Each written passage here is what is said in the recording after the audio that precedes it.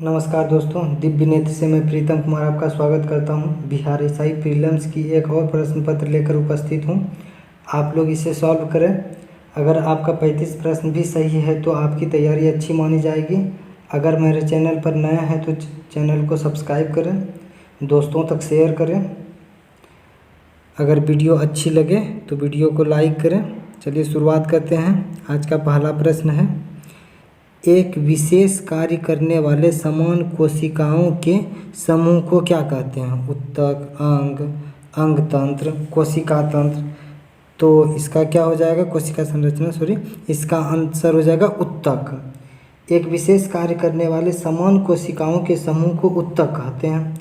उत्तकों का समूह मिलकर अंग का निर्माण करते हैं तथा विभिन्न अंग मिलकर अंग तंत्र का निर्माण करते हैं। तो इसका आंसर हो जाएगा उत्तक। चलिए नेक्स्ट प्रश्न चलते हैं।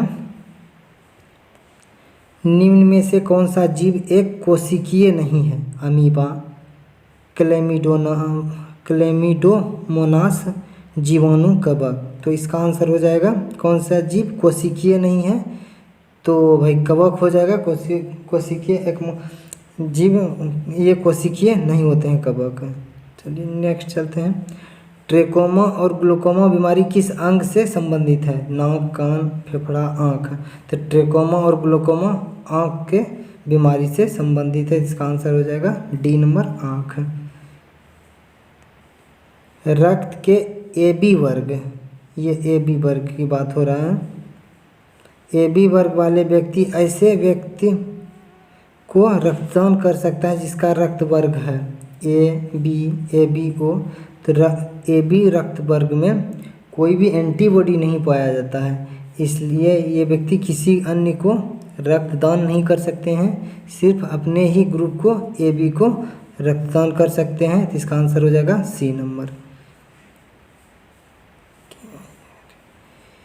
एमिनो एसिड की आवश्यकता किसके संश्लेषण के लिए किया जाता है? तो लिपिड है, प्रोटीन है, कार्बोहाइड्रेट है, अल्केलिन है। तो इसका आंसर हो जाएगा प्रोटीन। तो 5 का हो जाएगा answer number B number. Amino acid शरीर के प्रोटीन और अन्य महत्वपूर्ण नाइट्रोजन युक्त यौगिक जैसे क्रिएटिन, पेप्टाइड, हार्मोन और कुछ अन्य तत्वों से मिलकर बनते हैं। तो ये प्रोटीन की आवश्यकता का संश्लेषण करते हैं।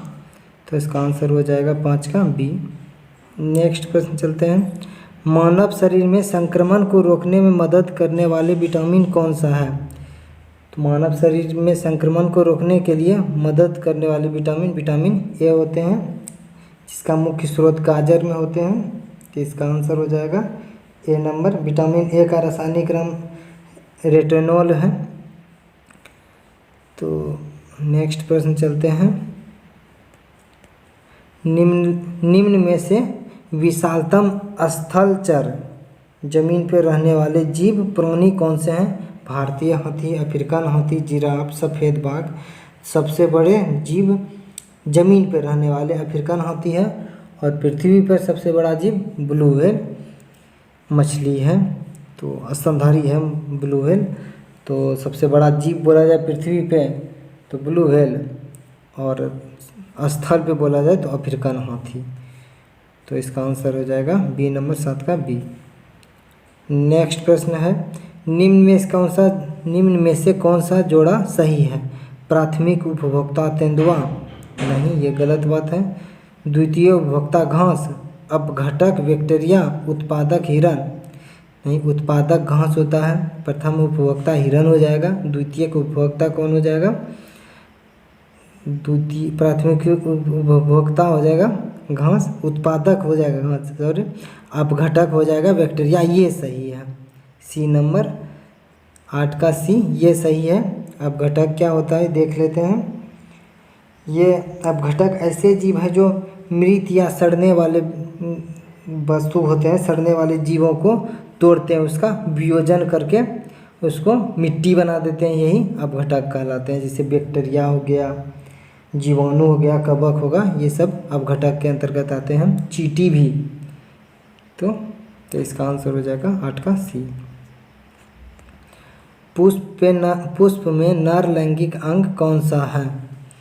तो इसका पुष्प में नर लैंगिक अंग पुंकेसर कहलाता है। इसका 9 का हो जाएगा बी नंबर आंसर। नेक्स्ट है सेंधा नमक में कौन सा खनिज होता है? तो नमक में तो सोडियम क्लोराइड NaCl, इसमें जो भी हो जिप्सम है, सोडियम मिल गया तो ये तो आंसर हो ही जाएगा। पोटेशियम मैग्नीशियम ये तो नहीं, तो इसका आंसर हो जाएगा बी नंबर सोडियम। नेक्स्ट प्रश्न है गोल्डन हैंडशेक निम्न में से किससे संबंधित है? द्विपक्षीय वरीयता व्यापार से, विदेशी निवेश आमंत्रण से, कर्मचारियों के स्वैच्छिक सेवा निवृत्ति से।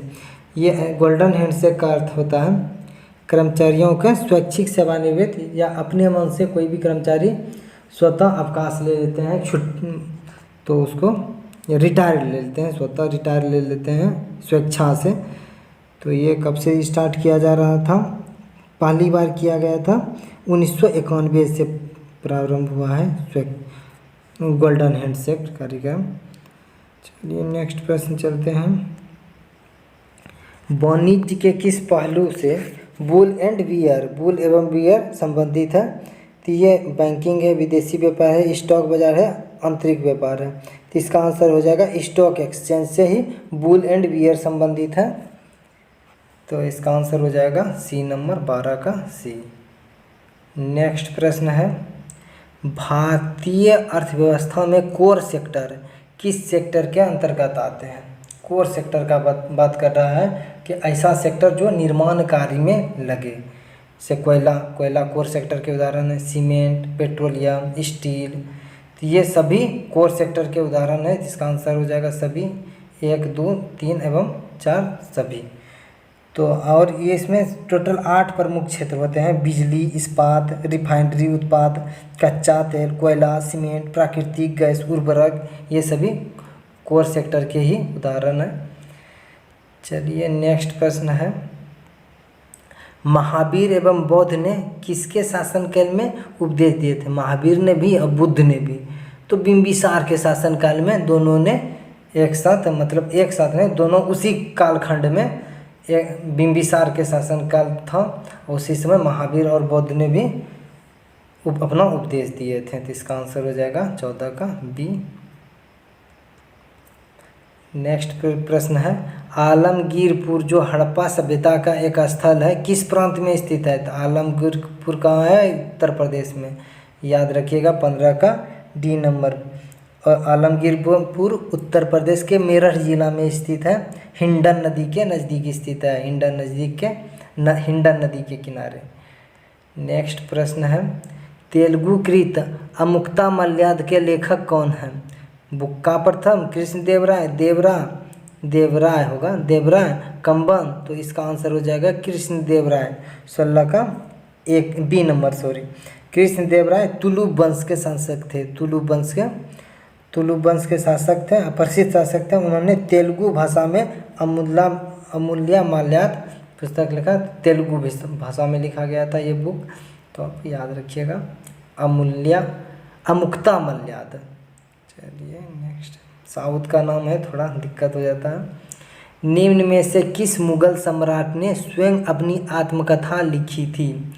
शाह आलम एवं फर्रुखसियर, ये तो नहीं। बाबर एवं जहांगीर, हाँ बाबर एवं जहांगीर ने अपना जो ये आत्मकथा था खुद स्वयं लिखा था, बाबर और जहांगीर। बी नंबर इसका आंसर हो जाएगा 17 का बी।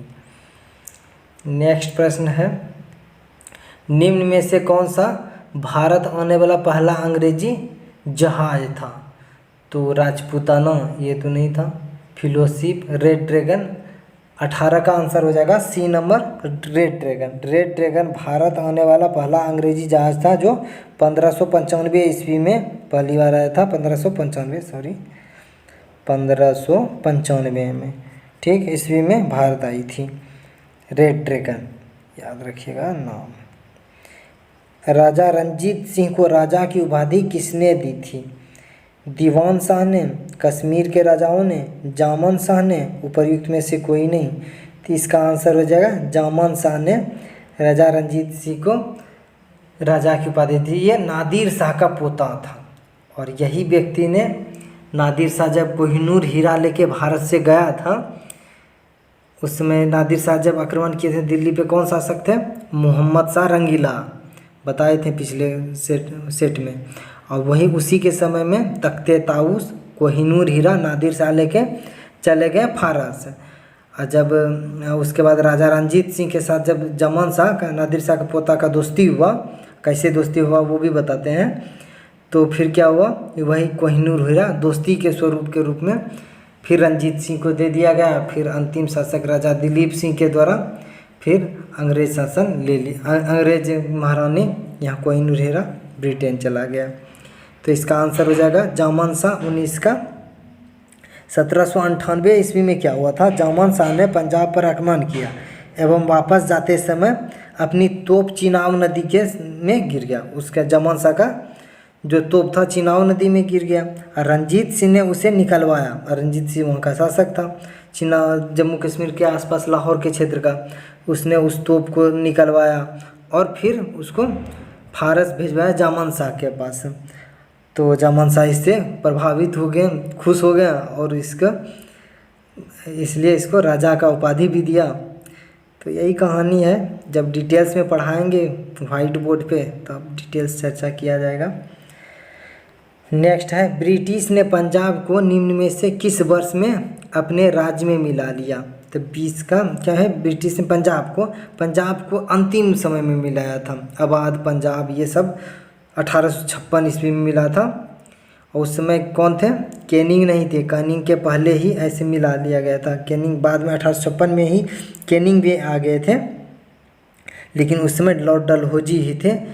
लॉर्ड डलहौजी ही पंजाब को ब्रिटिश राज्य में मिला लिया गया था। कौन मिलाया था? अभी पीछे वीडियो में देखें, दिलीप सिंह उस समय था, रंजीत सिंह का पोता कह सकते हैं, रंजीत सिंह का तीसरा चौथा पीढ़ी था। तो दिलीप सिंह के समय ही ब्रिटिश ये संधि होता है किसके बीच? लॉर्ड डलहौजी और दिलीप सिंह के बीच, दिलीप सिंह के माँ के बीच। उसके बाद कोहिनूर हीरा ले लिया जाता है और पंजाब को मिला लिया जाता है ब्रिटिश राज्य में। इसका आंसर हो जाएगा 1856। नेक्स्ट चलते हैं, नए भारत का पैगंबर किसे कहा जाता है? नए भारत का पैगंबर हो, उसके बाद पुनर्जागरण का अग्रदूत हो, भारत का पैगंबर हो, सभी राजा राम मोहन राय को कहे जाते हैं। तो इसका आंसर हो जाएगा 21 का सी नंबर। 22 नंबर चलते हैं, रविंद्रनाथ टैगोर की गीतांजलि किसका संग्रह है? गीतांजलि जो है, गीतांजलि के लिए ही इनको 1913 में नोबेल पुरस्कार से सम्मानित किया गया था। तो ये किस चीज़ का संग्रह है? उपन्यास है, नाटक है, कविता है, छोटी कहानियाँ हैं? तो ये कविता का संग्रह है। 22 का हो जाएगा सी। गीतांजलि रविंद्रनाथ टैगोर की कविताओं का संग्रह है। इसी रचना के लिए वर्ष 1913 में इन्हें नोबेल पुरस्कार दिया गया था। तो 22 का हो जाएगा आंसर सी। नेक्स्ट प्रश्न है 23 नंबर, भारत में अस्थाई स्वशासन का जनक किसे कहा जाता है? तो लॉर्ड कॉर्नवालिस है, लॉर्ड डलहौजी है, लॉर्ड लीटन है और क्या है, उपर्युक्त में से कोई नहीं। तो इसका आंसर हो जाएगा लॉर्ड रिपन, लेकिन यहाँ तो ऑप्शन में है नहीं, तो इसका आंसर हो जाएगा उपर्युक्त में से कोई नहीं। लॉर्ड रिपन को ही स्थानीय स्वशासन का जनक कहा जाता है और कॉर्नवालिस को भारत का नागरिक सेवा का जनक माना जाता है। लॉर्ड कॉर्नवालिस को नागरिक सेवा का जनक, स्थानीय स्वशासन का जनक किसे कहा जाता है? लॉर्ड रिपन को। नेक्स्ट प्रश्न चलते हैं, अहस्तक्षेप नीति का अर्थ क्या है? निष्पक्ष विधि, व्यापार पर नियंत्रण, कुछ प्रतिबंधों को हट जाना, उपर्युक्त में से कोई नहीं। तो 24 का आंसर हो जाएगा सी नंबर, कुछ प्रतिबंधों का हट जाना। 25 नंबर चलते हैं, भारतीय संविधान के किस अनुच्छेद में विधि के सामान्य प्रक्रिया के सिद्धांत को शामिल किया गया है? अनुच्छेद 11 है, अनुच्छेद 16, अनुच्छेद 21, अनुच्छेद 28। तो इसका आंसर हो जाएगा अनुच्छेद 21। प्रश्न को समझें, भारतीय संविधान के किस अनुच्छेद में विधि के सामान्य प्रक्रिया मतलब नॉर्मल प्रक्रिया के सिद्धांत को शामिल किया गया है? तो अनुच्छेद 21 में प्रयुक्त विधि द्वारा विहित प्रक्रिया पदावली को उसी अर्थ में प्रयुक्त किया गया है जिस अर्थ में अमेरिका संविधान में साम्यक विधिक प्रक्रिया अमेरिका संविधान में किया गया है। वहीं से मूल अधिकार प्रेरित है अमेरिका के संविधान से ही, तो वहीं से शब्दशः अनुच्छेद 21 में रखा गया है। तो नेक्स्ट प्रश्न चलते हैं। भारत के राष्ट्रपति पर महाभियोग की प्रक्रिया कैसी प्रक्रिया है? भारत के राष्ट्रपति पर जो महाभियोग लगाया जाता है अनुच्छेद 61 के तहत, तो वो कैसी प्रक्रिया है? तो अनुच्छेद 61 में कहा गया है कि अनुच्छेद 61 के अनुसार महाभियोग एक अर्थन्यायिक प्रक्रिया है। राष्ट्रपति द्वारा संविधान के प्रावधानों के उल्लंघन पर, अगर राष्ट्रपति संविधान का उल्लंघन करते हैं तो संसद का कोई भी सदन, चाहे लोकसभा हो या राज्यसभा हो, महाभियोग लगा सकते हैं। लेकिन परंतु ये महाभियोग लगाने से 14 दिन पूर्व, ये भी प्रश्न पूछा जाता है, 14 दिन पूर्व राष्ट्रपति को सूचना दे दिया जाता है। जो भी सदन लगाएगा वो सदन 14 दिन पूर्व लिखित सूचना राष्ट्रपति को देगा कि 14 दिन पूर्व ही कि आप पे महाभियोग लगाया जा रहा है। तो इसका आंसर हो जाएगा अर्धन्यायिक प्रक्रिया। अनुच्छेद 61 में अर्धन्यायिक प्रक्रिया की बात कही गई है। नेक्स्ट प्रश्न है, वर्तमान लोकसभा में प्रत्येक राज्य के लिए स्थानों का आवंटन आधारित है 1951 के जनगणना पर, 1971 के जनगणना पर, 1981 के जनगणना पर, 1931 के जनगणना पर। तो इसका आंसर हो जाएगा बी नंबर 1971 के जनगणना पर, 27 का बी नंबर। ये अनुच्छेद 82 में कहा गया है, अनुच्छेद 82 82 अनुच्छेद 82 में लोकसभा सीटों के बारे में चर्चा है जो 1971 के ही जनगणना पर आधारित सीटों का बंटवारा है। नेक्स्ट प्रश्न है, निम्न में से कौन सा एक प्रावधान भारतीय संविधान के अंतर्गत संसद के सदस्यों के विशेषाधिकार तथा शक्तियों का निर्धारण करता है? संसद के शक्तियों और विशेषाधिकार का बात कहाँ है? अनुच्छेद 105 में। एकदम कंठस्थ रखिएगा, ऐसे इम्पोर्टेंट अनुच्छेद है, अनुच्छेद 105। तो 28 का हो जाएगा बी नंबर, अनुच्छेद 105 सॉरी। नेक्स्ट प्रश्न है, सर्वोच्च न्यायालय के न्यायाधीश नियुक्त होने के लिए व्यक्ति को कम से कम कितने वर्ष उच्च न्यायालय का एडवोकेट होना चाहिए? अगर कोई भी व्यक्ति सर्वोच्च न्यायालय के मुख्य न्यायाधीश या मुख्य न्यायमूर्ति के पद पर आसीन होते हैं और तो उसको कितने समय तक उच्च न्यायालय के एडवोकेट मतलब वकील होना चाहिए? 20 वर्ष, 10 वर्ष, 5 वर्ष, 15 वर्ष?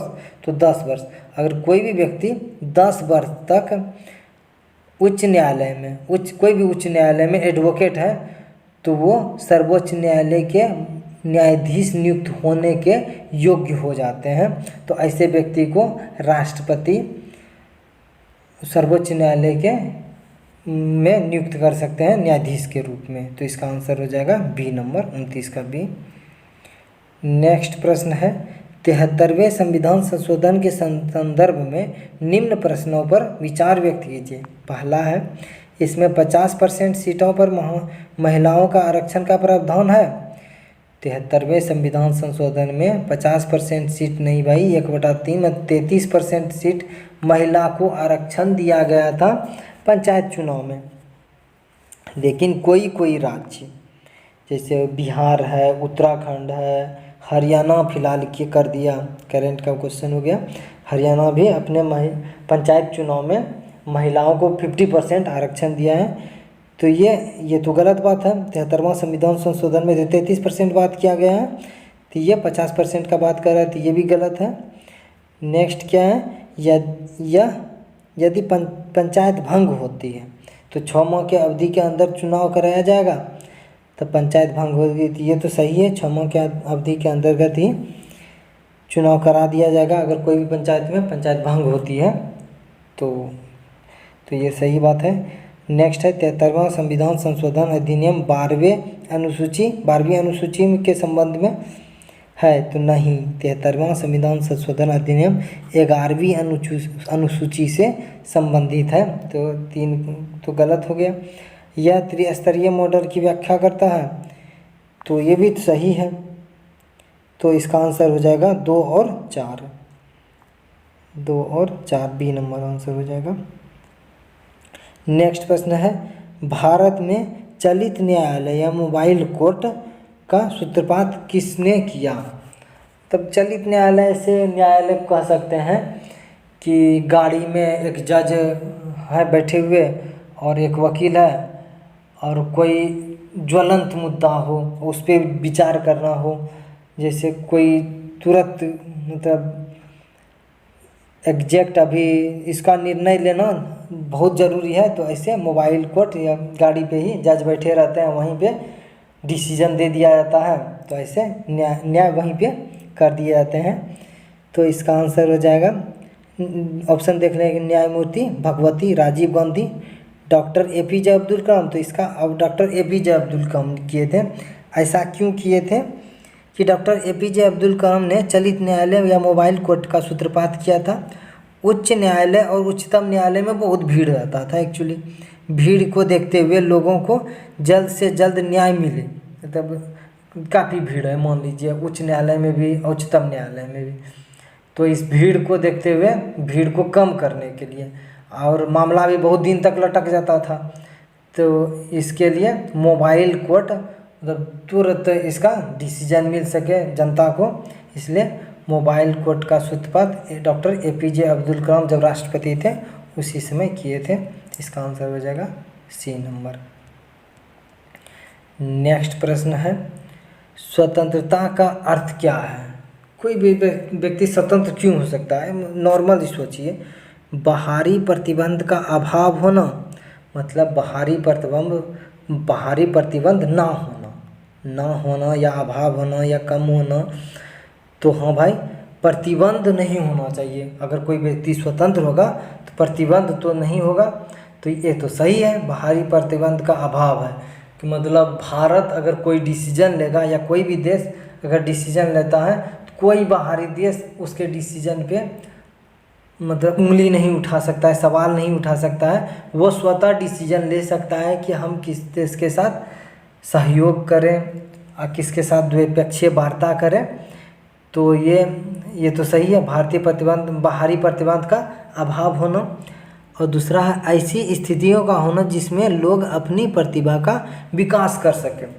तो ये भी सही है, अगर लोग अपनी प्रतिभा का विकास स्वतंत्र रूप से कर रहे हैं तो ऐसे तो स्वतंत्रता का यही तो अर्थ है। तो उपर्युक्त दोनों सही है, तो C नंबर आंसर हो जाएगा 32 का C। नेक्स्ट प्रश्न है, लोकसभा चुनाव का कोई प्रत्याशी अपने जमानत खो देता है यदि उसे प्राप्त न हो।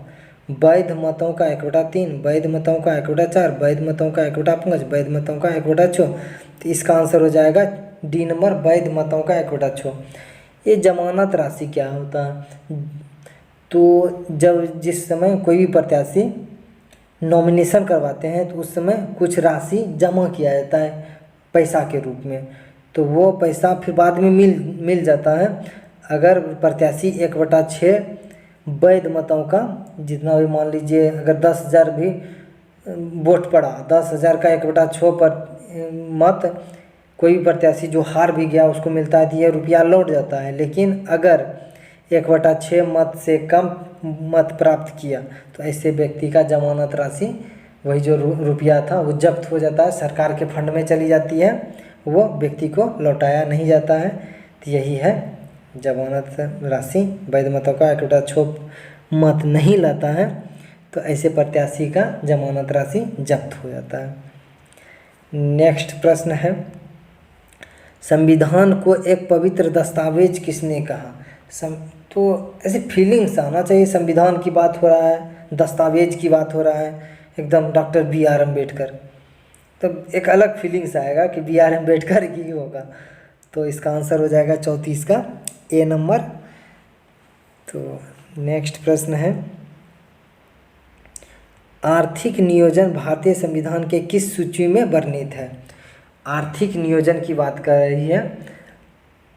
नियोजन एक हम कल भी बताए थे और पिछले वीडियो में बताए थे कि नियोजन का बात आ जाए, जन कल्याण का बात आ जाए, तो ऐसे निर्णय केंद्र सरकार, राज्य सरकार सब मिल के लेते हैं। तो जहाँ दोनों मिल के लेते हैं तो ऐसे विषय समवर्ती सूची में आते हैं। तो इस आर्थिक नियोजन भारतीय संविधान की किस सूची में वर्णित है? समवर्ती सूची में 35 का हो जाएगा सी। शिक्षा हो क्या? शिक्षा मान लीजिए, अगर शिक्षा को लेते हैं तो शिक्षा केंद्र सरकार का भी दायित्व बनता है कि भारत में शिक्षा को बढ़ावा दिया जाए। राज्य सरकार का भी दायित्व बनता है कि भारत में उस राज्य में शिक्षा की स्थिति और अच्छी हो। तो अगर दोनों है तो शिक्षा भी क्या हो जाएगा? समवर्ती सूची का उदाहरण हो जाएगा। वन भी शिक्षा, वन हो गया तथा आर्थिक नियोजन आदि समवर्ती सूची के विषय हैं। चलिए नेक्स्ट प्रश्न चलते हैं। 36 नंबर, निम्नलिखित में से किस एक अधिनियम ने भारत में संघीय शासन की व्यवस्था दी थी? संघ की बात आए तो 1935 भारत शासन अधिनियम 1935 में संघ की व्यवस्था की गई, अखिल भारतीय व्यवस्था का सृजन किया गया 1935 के शासन अधिनियम के तहत। और बर्मा को भी, जो आज का म्यांमार है, म्यांमार को भी 1935 भारत शासन अधिनियम के तहत ही अलग बना कर दिया गया भारत से। तो इसका आंसर हो जाएगा 36 का सी। नेक्स्ट है, विश्व प्रसिद्ध द थ्री गार्जियस डैम। हाँ, द थ्री गार्जियस डैम किस देश में स्थित है? तो रूस है, अमेरिका है, चीन है, ब्राज़ील है। तो इसका आंसर हो जाएगा चीन। द थ्री गार्जियस डैम, इसमें भयंकर बाढ़ आया था बीते 2019 में, तो इसी कारण ये चर्चा में रहा था। तो इसका आंसर हो जाएगा चीन। तो ये करंट का क्वेश्चन नहीं है, ये मतलब उस समय आया था, चर्चा में था, तो इसलिए हम दे दिए सेट में। नेक्स्ट प्रश्न है, भारतीय संविधान सभा के अल्पसंख्यक उप समिति के अध्यक्ष निम्न में से कौन थे? JB कृपलानी, HC मुखर्जी, और कौन है? वल्लभ भाई पटेल, राजेंद्र प्रसाद। तो भारतीय संविधान सभा के अल्पसंख्यक उप समिति के अध्यक्ष HC मुखर्जी थे। 38 का हो जाएगा आंसर नंबर बी। नेक्स्ट है, भारतीय संविधान में मौलिक कर्तव्य का विचार किस देश से लिया गया? कनाडा, अमेरिका, फ्रांस, उपर्युक्त में से कोई नहीं। तो इसका आंसर हो जाएगा, मौलिक कर्तव्य कहाँ से लिया गया है? सोवियत संघ, रूस से।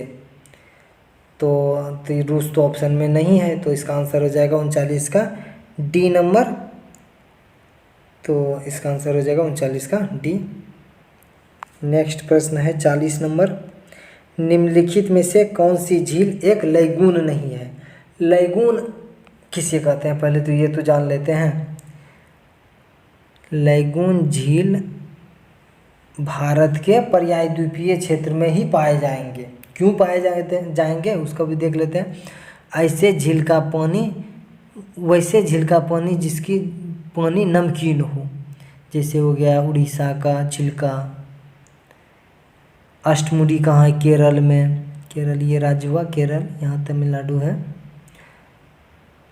परियार भी है केरल में, परियार होगा, परियार भी केरल में है, लेकिन परियार झील परियार नदी पे है, ठीक है, वो अंदर में है, इसमें नमकीन पानी नहीं पाए जाते हैं, तो ये लैगून नहीं है। लैगून पूछ रहा है ना। अब पुलिकट भी लैगून है, केरल में ही पुलिकट है। पुलिकट केरल राज्य है ना, केरल में पुलिकट है। ऐसे झील का निर्माण कैसे हुआ है?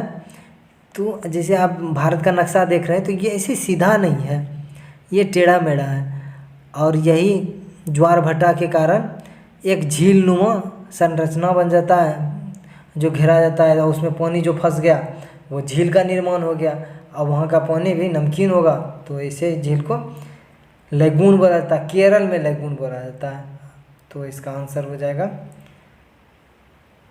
क्या हो जाएगा? पुलिकट झील, परियार झील। लैगून नहीं है पूछा है, परियार झील लैगून नहीं है, केरल के ही झील है, लेकिन वो परियार नदी पर स्थित है, अंदर में है। अष्टमुडी, चिल्का, पुलिकट, ये तीनों लैगून झील हैं, इसके पानी नमकीन होते हैं। सबसे बड़ा लैगून कौन है? चिल्का। सबसे बड़ा लैगून भारत में कौन है? उड़ीसा में चिल्का झील सबसे बड़ा झील है, जो नमकीन खारे पानी की झील है। बहुत बार क्वेश्चन आ चुका है बिहार एसआई के एग्जाम में, मेंस में भी आया था। नेक्स्ट प्रश्न है, निम्नलिखित में से कौन सा कौन सी जनजाति होगा, कौन सी जनजाति दीपावली को शोक दिवस के रूप में मनाती है? सहरिया है, बोंगा है, थारू है, संथाल है। तो 41 का आंसर हो जाएगा सी, थारू नाम हो जाएगा। तो थारू जनजाति जो एक प्रसिद्ध जनजाति है, जो जनजाति दीपावली को शोक दिवस के रूप में मनाते हैं। कभी विस्तार से पूर्वक चर्चा करेंगे क्यों शोक दिवस के रूप में मनाते हैं। ये इसका भी घटना रामायण काल से है, बाद में बताएंगे। चलिए मुख्य बिंदु पे आते हैं। नेक्स्ट प्रश्न है, अरावली एवं विंध्य श्रृंखलाओं के मध्य कौन सा पठार स्थित है? तो अरावली कहाँ है भाई? ये भारत का मैप है, मान लीजिए लगभग ये अरावली रेंज है, ठीक। ये अरावली और बोला है विंध्यान, अब विंध्यान श्रृंखला ये है। इसके बीच का जो क्षेत्र है ये मालवा का पठार है। तो आंसर हो जाएगा 42 का ए नंबर, 42 का ए, मालवा का पठार। अरावली एवं विंध्यान श्रृंखला के मध्य कौन सा पठार स्थित है? मालवा पठार। इसको एक और तरीका से सॉल्व कर सकते हैं, छोटा नागपुर पठार जो है रांची में है। तो ये तो ऑप्शन नहीं होगा, काहे कि अरावली पर्वत तो राजस्थान में है, यहाँ से भी इसको काट सकते हैं। दक्कन पठार, दक्कन पठार, दक्कन ट्रैप कहाँ है? ये तो प्रायद्वीपीय खंड का भाग है। दक्कन ट्रैप महाराष्ट्र इधर का है। अब प्रायद्वीपीय पठार तो पूरा भाग कोई प्रायद्वीपीय पठार बोला जाता है, ये उठा हुआ भाग है इतना, तो ये प्रायद्वीपीय पठार तो होगा ही नहीं। और मालवा पठार जो है ये भी प्रायद्वीपीय पठार का ही अंग है, वो मालवा पठार अलग नहीं है, वो प्रायद्वीपीय खंड का ही भाग है। और तो इसका आंसर हो जाएगा मालवा पठार, अरावली। तो अब ये तीनों छट गया ऐसे ही, तो मालवा पठार मार सकते हैं। अगर नहीं भी रहेगा तो आप ऑप्शन से छांट सकते हैं, अगर कॉन्सेप्ट सही हो आपका सब्जेक्ट पे। नेक्स्ट प्रश्न है, निम्नलिखित में से किस तट से भारत का स्थान समुद्र तल मापा जाता है? भारत का स्थान समुद्र तल मापा जाता है। मुंबई है, चेन्नई है, कोचीन है, कन्याकुमारी है। तो चेन्नई तट से भारत का स्थान समुद्री तल, स्थलीय समुद्री तल मापा जाता है। तो इसका आ जाएगा बी नंबर, चेन्नई। नेक्स्ट है, निम्न में से कौन सा राज्य सात बहन राज्य का भाग नहीं? सेवन सिस्टर का क्या कॉन्सेप्ट है? सेवन सिस्टर पूर्वोत्तर के राज्य को बोला जाता है। मैप में समझने का प्रयास करते हैं।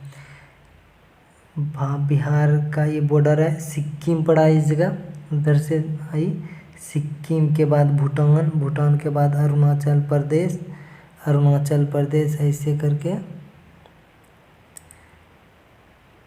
ये है लगभग पूर्वोत्तर का मैप।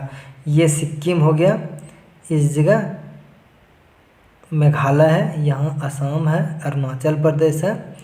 तो सिक्किम भाग सेवन सिस्टर का भाग नहीं है, यहाँ पश्चिम बंगाल जाती है, ठीक। ये सिक्किम तो हट गया, तो यही आंसर नहीं है। मेघालय कहाँ है? यहाँ पे है, सेवन सिस्टर का भाग है। अरुणाचल प्रदेश यहाँ है, सेवन सिस्टर का भाग है। त्रिपुरा कहाँ है? ये राज्य त्रिपुरा है, जो तीनों तरफ से बांग्लादेश से घिरी है। देख रहे हैं आप, बांग्लादेश तीनों तरफ से घिरी है। तो त्रिपुरा राज्य भी, तो ये भी सेवन सिस्टर का, त्रिपुरा है, मिजोरम है, नागालैंड है, मणिपुर है और असम है। तो ये 7 राज्य सेवन सिस्टर के अंग है। अब बाकी सिक्किम नहीं है, सिक्किम, पश्चिम बंगाल ये सब नहीं रहते हैं। तो इसका आंसर हो जाएगा सिक्किम। नेक्स्ट प्रश्न है, भारत की निम्न में से कौन सी पर्वत श्रेणी केवल एक ही राज्य में फैली है? अरावली, सतपुड़ा, सह्याद्री, अजंता। देख लेते हैं मैप में। अरावली कहाँ है भाई? अरावली तो गुजरात में है, गुजरात से लेकर राजस्थान और दिल्ली तक जाती है अरावली रेंज, तो ये तो नहीं होगा। अब पूछ रहा है पर्वत श्रेणी केवल एक राज्य में, ये तो 3 राज्य में अरावली है, गुजरात, राजस्थान, दिल्ली, तो ये नहीं होगा। सतपुड़ा, सतपुड़ा कहाँ है? मध्य प्रदेश, मध्य प्रदेश और गुजरात, खंबात की खाड़ी में जो नर्मदा नदी और तापी नदी के भंस जो बनाती है, सतपुड़ा रेंज अलग करती है, तो ये तो सतपुड़ा भी नहीं होगा, 2 राज्य में बहती है।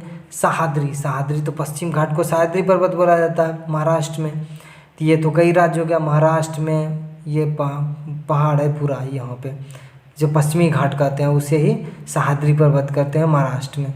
ये तो महाराष्ट्र हो गया। फिर इस जगह कर्नाटक हो गया, फिर केरल हो गया, इतने राज्य में सह्याद्री पर्वत फैली है।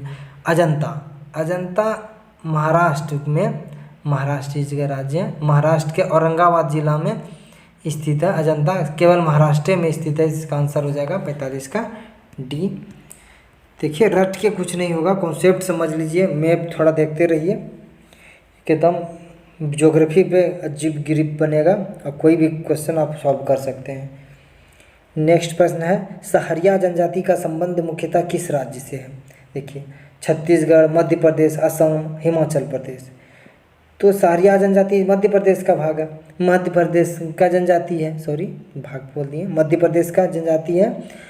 और ये सिर्फ मध्य प्रदेश में ना है, राजस्थान में भी है, आप याद रखिएगा। सहरिया जनजाति राजस्थान के कुछ भाग में भी पाए जाते हैं। तो सहरिया जनजाति का संबंध मुख्यतः किससे है? मध्य प्रदेश। तो ऑप्शन में तो सिर्फ मध्य प्रदेश है, तो मध्य प्रदेश आंसर होगा। राजस्थान रहता तो और बात होता, तो इसका आंसर तत्काल मध्य प्रदेश हो जाएगा। नेक्स्ट प्रश्न है, भारत में मौद्रिक नीति कौन बनाता है? तो ये इकोनॉमिक्स से प्रश्न है, मौद्रिक नीति कौन बनाता है देख लेते हैं। नीति आयोग, वित्त आयोग, भारतीय रिजर्व बैंक, केंद्रीय सांख्यिकी संगठन। भारत में मौद्रिक नीति RBI, reserve bank of India ने निर्धारित करता है। आरबीआई की स्थापना 1 अप्रैल के कब हुआ था? 1 अप्रैल 1935 को में हुआ था। और किसके माध्यम से? हिल्टन समिति के सिफारिश पर किया गया था। किसका? भारतीय रिजर्व बैंक का गठन। तो इसका आंसर हो जाएगा सी नंबर 47 का सी। नेक्स्ट प्रश्न चलते हैं, निम्नलिखित में से कौन सा सही नहीं है? ऑस्कर पुरस्कार 1929, ये तो सही है। कलिंग पुरस्कार 1951, ये भी सही है। नहीं, कलिंग पुरस्कार ये गलत है। कलिंग पुरस्कार 1952 में है, 1952, तो ये तो गलत हो गया। कौन से सही नहीं है भाई? तो ये सही नहीं है। मान बुकर 1969 है, ये सही है। दादा साहब फाल्के 1969, ये भी सही है। कलिंग पुरस्कार किस क्षेत्र में दिया जाता है? विज्ञान क्षेत्र में। एकदम पूरा इम्पोर्टेंट क्वेश्चन है, एसपीडी का क्वेश्चन है ये। कलिंग पुरस्कार किस क्षेत्र में दिया जाता है? विज्ञान के क्षेत्र में। 1952 से प्रारंभ है। चलिए 48 का तो हो गया बी। नेक्स्ट 49 नंबर है, जापानी पर्वतारोही जिंको तेबई ने किस वर्ष पहली बार माउंट एवरेस्ट पर चढ़ाई की थी? तो 49 का 1965 है, 1970 है, 1975, 1985। तो 1975 ईस्वी में 16 मई 1975 को, याद रखिएगा, 16 मई 1975 को जिंको तेबई ने एवरेस्ट पर चढ़कर प्रथम महिला का रिकॉर्ड बनाई। प्रथम महिला जापान की थी जिंको तेबई, जो 16 मई 1975 ईस्वी को एवरेस्ट पे चढ़ी थी और प्रथम महिला यही है। तो इसका आंसर हो जाएगा सी नंबर। नेक्स्ट प्रश्न है, हाल ही में चर्चा में रहा गलवान घाटी का संबंध किस केंद्र शासित प्रदेश से है? गलवान घाटी कहाँ है? पूरा गलवान घाटी बोला जाता है, लद्दाख में है। जम्मू कश्मीर, उत्तराखंड, लद्दाख, हिमाचल प्रदेश। इसका आंसर हो जाएगा सी नंबर, लद्दाख। गलवान घाटी कहाँ है भाई? लद्दाख में। चलिए सभी 50 प्रश्न हो गया। थोड़ा से चैनल वीडियो को शेयर किया कीजिए, अगर पसंद हो तो लाइक कर दिया कीजिए। एक लाइक तो बनता है, इतना मेहनत करते हैं आप लोग के लिए। चलिए मिलते हैं नेक्स्ट वीडियो में, तब तक बाय।